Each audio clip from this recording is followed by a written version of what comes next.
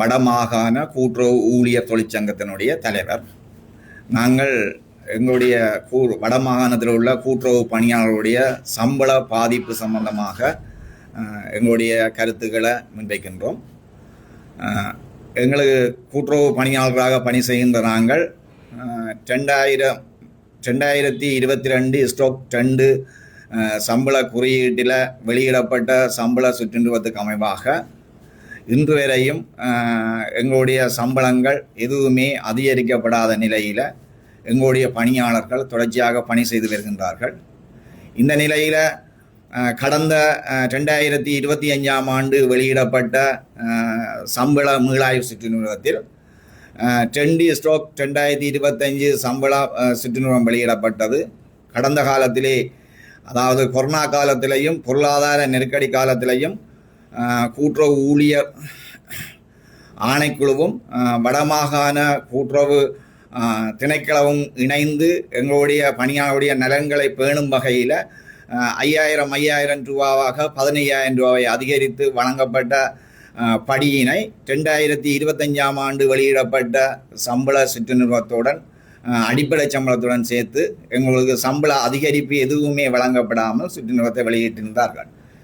இந்த சுற்றுநிறுவத்தில் தவறுகள் இருக்கின்ற விடயத்தை சுட்டிக்காட்டி நாங்கள் சம்பந்தப்பட்ட தரப்பினருக்கு தெரியப்படுத்திய போது சுற்றுநிறுவம் திருத்தப்பட்டு 20/2025 என்ற சுற்றுநிறுவம் வெளியிடப்பட்டது.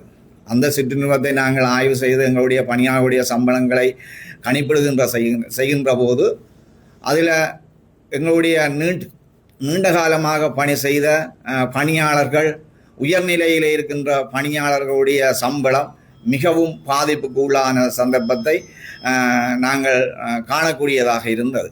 இது விடயமாக நாங்கள் சம்பந்தப்பட்ட திணைக்களங்களுக்கு தெரியப்படுத்தி இருந்தும் இன்று வரையும் எமக்கு இதற்கான தீர்வு காணப்படாத சந்தர்ப்பத்திலேயே நாங்கள் இந்த சந்திப்பு ஒன்றை எல்லாருக்கும் தெரியப்படுத்தணும் என்றதுக்காக இந்த சந்திப்புக்கு சம்மதம் தந்திருக்கின்றோம். எங்களுடைய 2002 கூட்டுறவு சங்கங்களில் பணி செய்கின்ற பணியாளர்கள் ஒரு உயர்வான சம்பளத்தை பெற்றுக்கொள்ள வேண்டும் என்ற கூட்டுறவு திணைக்கள அதிகாரிகளுடைய சிந்தனைக்கு அமைவாக சங்கங்கள் தரப்படுத்தல் ஒன்று மேற்கொள்ளப்பட்டது. அந்த தரப்படுத்தல் ஊடாக சங்கங்கள் உண்மையிலேயே உழைக்கின்ற சங்கங்கள் கூடுதலான சம்பளத்தை பெற முடியும் என்ற ஒரு நிலைக்கு சங்கங்கள் தரப்படுத்தப்பட்டு தரப்படுத்தல் மேற்கொள்ளப்பட்டது. அதற்கு அமைவாக சம்பளங்கள் வகுக்கப்பட்டது. ஆனால் அந்த வகுக்கப்பட்ட சம்பளங்களும் தற்போது வெளியிடப்பட்டுள்ள சம்பளத்திலையும் பாரிய பாதிப்பினை, அதாவது நீண்டகால சேவைகளை கொண்டுள்ள பணியாளர்களும் உயர்நிலையில் உள்ள பணியாளர்களும் பாதிப்பினை சந்தித்திருக்கின்றார்கள். இந்த அடிப்படையில் நாங்கள் தொடர்ச்சியாக இந்த விடயங்களை சம்பந்தப்பட்ட திணைக்களங்களுக்கு தெரியப்படுத்தியிருந்தோம். ஆனால் இதுவரையும் எந்த முடிவுகளும் கிடைக்கப்படவில்லை. எங்களுடைய கூட்டுறவு பணியாளருடைய சம்பளங்களை எடுத்து நோக்குவோமாயிருந்தால் 1 தொடக்கம் 17 வரையான சம்பள குறியீடுகளை அடிப்படையாக கொண்டே இந்த சம்பளங்கள் வகுக்கப்பட்டிருக்கின்றன. எங்களுடைய கீழ்மட்ட அடிமட்டத்தில் 17வது சம்பள குறியீட்டில் இருக்கிற பணியாளருடைய சம்பளம் 31,515 ரூபா.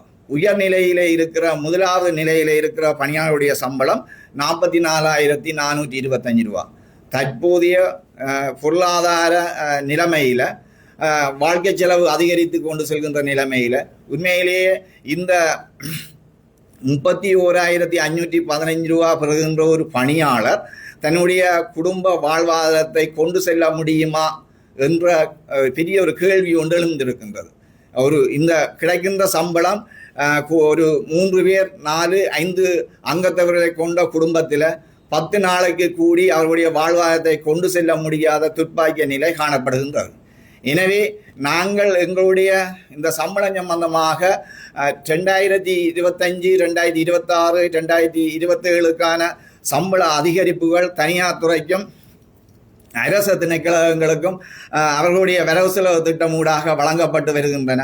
ஆனால் கூட்டுறவு பணியாளருக்கு 2025 எந்த சம்பள அதிகரிப்பும் ஏற்படுத்தப்படவில்லை. அதே போன்று 2026 எந்த சம்பள அதிகரிப்பும் ஏற்படுத்தப்படாமை மிகவும் வேதனைக்கு ஒரு விடயமாகவே நாங்கள் இதை பார்க்கின்றோம்.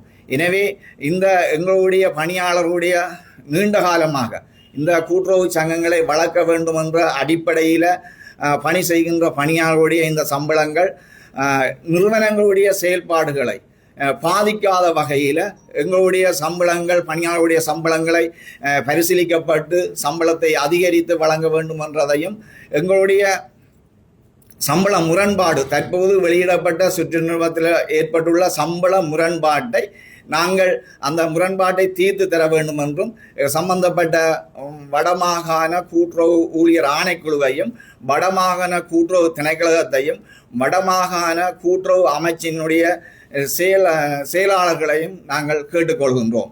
எனவே எங்களுடைய இந்த பாதிப்பு மிகவும் எதிர்காலத்தில் தீர்க்கப்பட வேண்டும்.